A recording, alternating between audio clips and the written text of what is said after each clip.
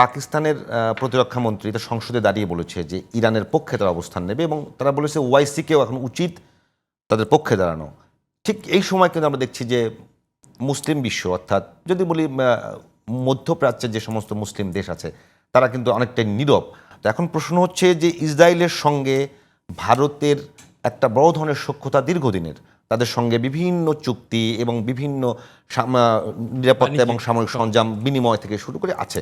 ঠিক যখন পাকিস্তান ইরানের পক্ষে যাচ্ছে, ইসরায়েলের পক্ষে ভারত, এবং পাকিস্তান এবং ভারতের সঙ্গে তো খুব সম্প্রতি একটা সংঘাত হয়ে গেল, একটা যুদ্ধের মতো হয়ে গেল।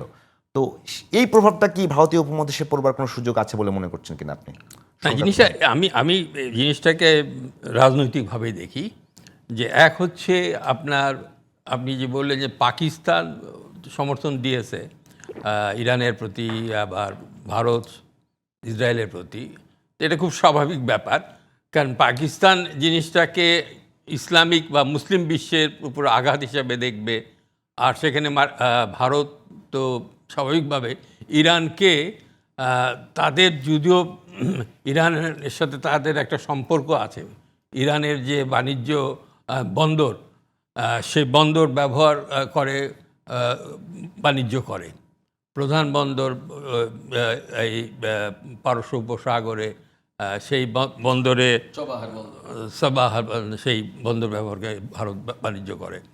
কিন্তু একটা কথা, ইরানকে আসলে এক অর্থে নিঃসঙ্গ হতে, মানে নিঃসঙ্গ আমি বলবো যে আন্তর্জাতিকভাবে আমি বলছিলাম যে ইসলামিক বিপ্লবের পর থেকে তাকে দেখেছে একটা, মানে যাকে বলা যায় যে যারা প্রচলিত আন্তর্জাতিক সম্পর্কে বিশ্বাস করে না, বিপ্লব রপ্তানি করতে চায় এবং ইরানের প্রথম দিকে প্রক্সি ওয়ার চালায়, প্রক্সি ওয়ার চালায় মধ্যপ্রাচ্যে, তাদের বিভিন্ন যেমন গোষ্ঠী আছে যারা তারা ইরানের সমর্থনে চলে।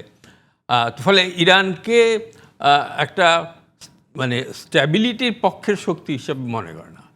এবং পাশ্চাত্য দেশগুলো আপনি দেখবেন যে ইসরায়েল রাষ্ট্রের জন্মটা কিভাবে হলো, যে ইসরায়েল যে 1948-এ এককভাবে স্বাধীনতা ঘোষণা করলো, তো তার আগে তো একটা দীর্ঘ ইতিহাস আছে। অর্থাৎ ইসরায়েলে যে যখন অটোমান তুর্কিদের অধীন ছিল এই এলাকাটি, অর্থাৎ বর্তমান প্যালেস্টাইন, সেই সময় ইহুদি জনগোষ্ঠীকে আসার অনুমতি দিয়েছিল কারা?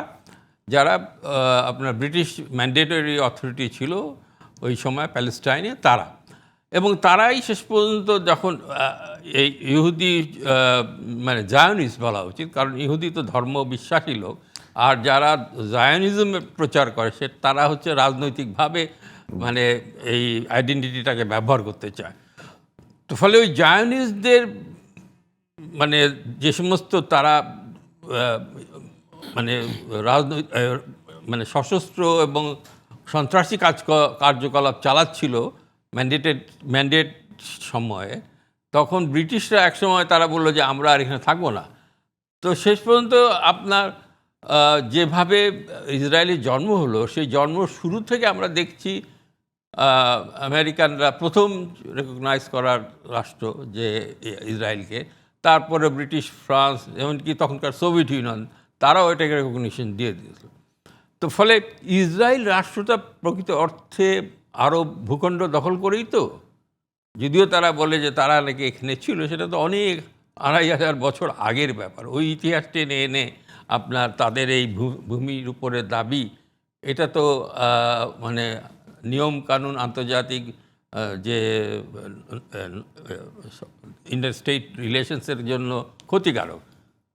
কিন্তু এর পরে ইসরায়েল যতগুলো যুদ্ধ হয়েছে, 48 সালেও একবার যুদ্ধ হয়েছিল আরবদের সাথে, 56 সালে যুদ্ধ, 67 যুদ্ধ, 73-এও যুদ্ধ, এই বড় বড় যে যুদ্ধগুলো হয়েছিল, সেই যুদ্ধে ইসরায়েল এতখানি ক্ষতির সম্মুখীন হয়নি। অর্থাৎ তাকে যারা বিরোধিতা করেছে, 56 সালে যুদ্ধটা মিশর যদিও এটার সাথে যুক্ত ছিল, সেই সময় মিশরের যে সুয়েজ খাল নিয়ে সমস্যা তৈরি হয়েছিল, তখন ব্রিটিশ, ফ্রান্স তারা মিশর আক্রমণ করেছিল। 67 সালের যুদ্ধ আমরা দেখতে পাই যে ইসরায়েল আরবদের ভূখণ্ড দখল করে নিল, বিশাল ভূখণ্ড, এই যে গাজা বলুন বা সিনাই, গোলান মালভূমি, গোলান সিনাই হাইট, উপত্যকা। এগুলো দখল করে নিল। আর 73-এর যুদ্ধে আবার একটি যুদ্ধ হলো, যে যুদ্ধে ইসরায়েল মানে এগোতে পারে নাই, কিন্তু আরবরা যতটুকু লাভ করেছিল, অর্থাৎ মিশরের দিক থেকে আমরা দেখতে পাই যে তারা সিনাইয়ের ভিতরে এসেছিল, কিন্তু সেই যুদ্ধ পরবর্তীকালে আপনার থামানো হয়েছিল।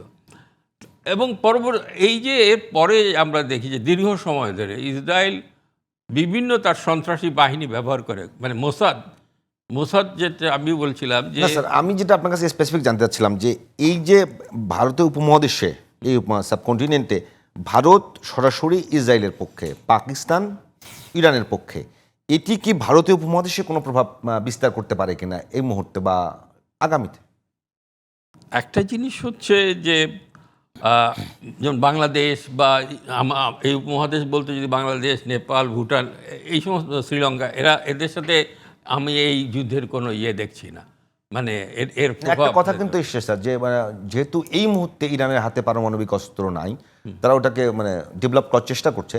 পাকিস্তান যেহেতু আছে, এটা ইসরায়েলের পক্ষ থেকে কিন্তু বলা হয়েছে যে পাকিস্তানের কাছে যেহেতু পারমাণবিক অস্ত্র আছে, তারা যদি কোনোভাবে ইরানকে সহযোগিতা করে, তাদের সীমান্ত আছে, সেটি একটা বড় ধরনের সমস্যা তৈরি করবে।